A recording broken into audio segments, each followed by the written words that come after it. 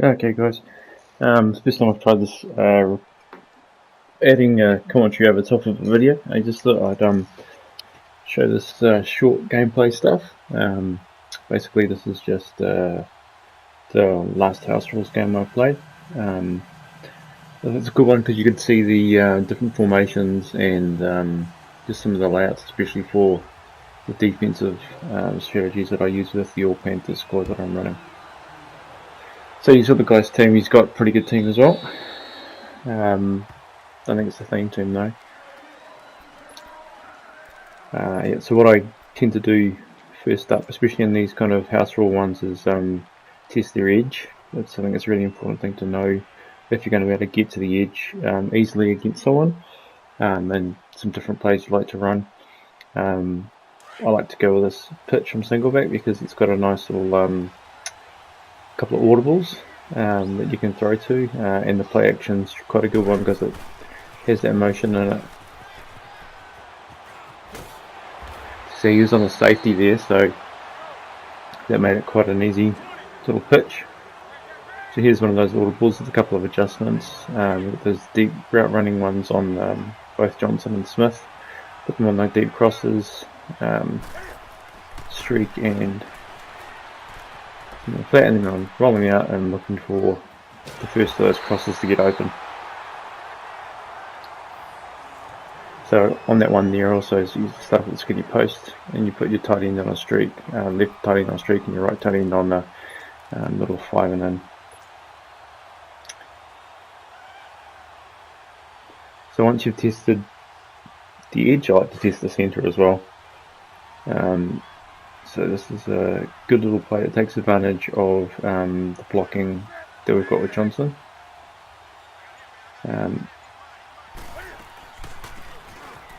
Good read on that play. I went the other way that time though, but a good read on that play is if they come across a man with Johnson and follow him, you can head off to the left. If they don't come across and the guy stops us in a zone, you snap it when Johnson's at the centre, and that normally gets you a bit of a gap through the middle. Here I see that he looks like he's got single coverage on Johnson, so I see Johnson out on a deep out on that route. It's just a timing throw. Got a bit lucky there, really. Because this is house rules, you're only getting 3 downs, so I backed out of it because I thought I was going to take the field goal, and I thought, well, 3rd and 1, see if he's unaggressive, so I just come out and fall here and try and get him to jump. It's quite an effective one. I found this this formation really effective for not using Ricky Williams, but with this bell it's actually pretty good as well. Here we get jump by Norwell, which is pretty disappointing when he's your 99 guard, but 3 and 6, well, when you're in house rules, if you can get ahead of people on points, then it's the best way to go because people are really aggressive. Short games anyway, so they quite often will, if they don't get any points, they'll quit. So if you've got 3 points on the board and they throw an interception or they turn over on downs, quite often they'll quit out. So it's not worth the risk of going for 7 there. You might as well just get the 3 on the board and have some points, because in house rules everyone's just trying to get through the game as quick as they can, and a lot of guys will quit if they don't think they've got an easy win. So bad miss. But getting that field goal gives you the opportunity to have the lead, obviously. Alright, here's the important thing: turn off the flip, making some adjustments there, putting Burns onto that linebacker that's on the line, and putting Davis as the linebacker there. Also putting Peppers at tackle and Reggie White at left end. This is quite a good little blitz. Bring this guy down here, and you're doing some shifting around, but a guy will come in quite quickly there normally, but I do get away with one there.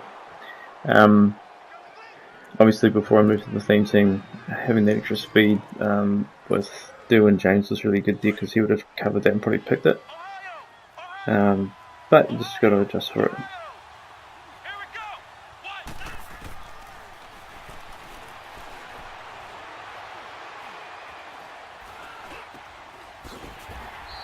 Alright, so it was second down, so I was going to give him a bit of space with it anyway. But that was the other standard play. There's just the 4-4. We've got Burns there on the playing right outside linebacker in that situation, and TD playing the centre, second middle linebacker. Really effective with TD there because he actually has that 90 zone, which is really good. He doesn't have the speed to be able to cover the flats and stuff as well, but he is good enough to cover all those hooks through the centre. He's a good guy to have on there. See what I mean? There's the aggressive play there by the guy. He's just given me field goal position. Quite often they'll quit in that situation in house rules. But he stays on, which is fine. His prerogative. But I'm not going to take huge risks here because you go up by 6, beat a touchdown. You only need a field goal to win, and short games, so I'm going to do that. Again, that's just the test there. Guys got Lawrence Taylor. Shouldn't really be running that way, to be honest with you. That's not a safe play. This is another formation I run quite a bit. It's really good because I max protect. So I max protect when I come out here, and you'll see me do it. I'll max protect, and then I'll decide what I'm going to do with my receivers. But they're all, because I've got conductor on, they're all on hot routes, so it doesn't really matter what play I come out in. But I'll max protect, and basically they're all different formations than the play was originally called. God, was not a good read there though. He had me covered pretty well. But on that formation, the thing I'm looking for is the slot. So I'm looking for DJ's route, and that's one I won't change. So, well, I can I'll change it, but you can get him on some wheel routes, that kind of stuff, and really make things interesting. Need that protection because guys will blitz quite a bit now, especially in house rules. Again, I'll take the 3 points because, as I said, you get up by 9 points and a guy will quit quite often. And we know this guy's quite aggressive with his throwing, so he was throwing, on the third down, even though he's in his own half. Just a quick note, I always do that sky kick, but kick it off to the left there. The reason I do that is because your linebacker 2, middle linebacker 2, covers that left hand side really well. Here, quick change, because of the way the system works with the linebackers, I pitch my right outside linebacker 2 in there, so I have to move Mayo out and put Davis in, and then go from there. So this is the standard play. This is where the non-flip comes in. It allows me to make sure that I know who my user and stuff is, so I put the blitzing linebacker on a spy, bring down the blitzing safety. I'm always going to be using read in that situation because I need the extra speed and zone coverage from Earl Thomas. You see a good example there of how this can get home, especially if you're using that confused tactic where you bring that safety down.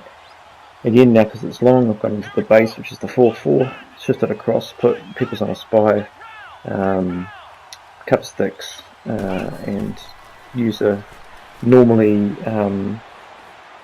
using Edison there, but on that one I was using green and I made the wrong read and I left them wide open out of my zone, which was a dumb move. So this is the other 4-3 under play I like to run. I said it'll look the same, but it's not the same.